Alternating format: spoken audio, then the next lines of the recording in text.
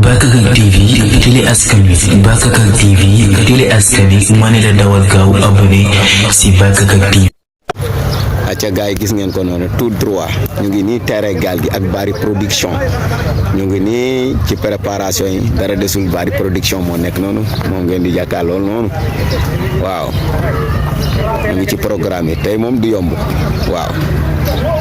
acca gaay gis ngeen bi nu mbër yaa ngi noonu fi nga xam ne mooy terrain gaal gi victor yaa ngi noonu bulldozer moo nekk nii taxaw mooy noonu mooy yor mbubb bleu bi ak cap bu noir bi acca gaay yëpp a ngi noonu tey du yomb de ak waa Bakakak TV 100% du yomb de gis ngeen ko bi nu mbër yaa ngi noonu fii nga xam ne terrain gaal gi Bari production organisé ko def fi tey 3 millions de francs CFA def ko 3 catégories tey du yomb acca mbër yaa ngi ñëw boobu ba léegi depuis 6 heures ba léegi gaa yaa ngi bind mbëri ku yéex nag doo bindu ku yéex rek doo bindu ku yéex rek doo bindu waaw ñu ngi leen di visiter di leen bind Malick moom ak Sitor ñu ngi def seen liggéey comme ni ñu ko daan defee xaaruñu kenn nag bu benn mbër ñëw fii ne binduñu ma ku ñëwul fii te bindu woo yaa ko def sa bopp benn commencé na depuis 9 heures ba léegi ñu ngi commencé di bind kon ku ci ñëwul yaa ko def sa bopp ku ñu bindul tamit yaa tooñ sa bopp kon tey 3 drapeaux lañ fi teg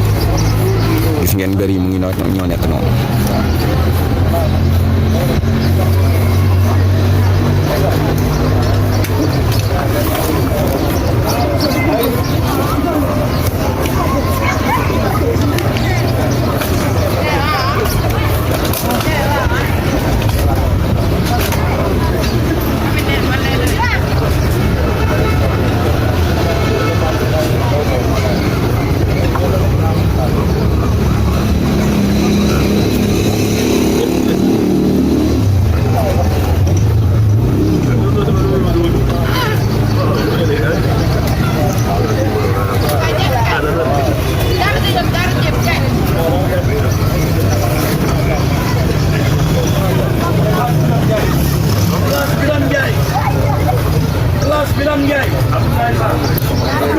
fii moom kenn du naan bër amu fi tey moom bër yi am nañ gars yi ñëw nañ massivement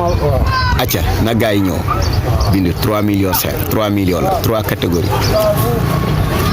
ku fi ñëwul nag bind woo yaa tooñ sa bopp waxoon nañ leen ne 10 heures ñu commencé 9 heures boobu ba léegi gars yi toog di leen xaar ñu ngi xaar ñëpp bàyyiwuñu kenn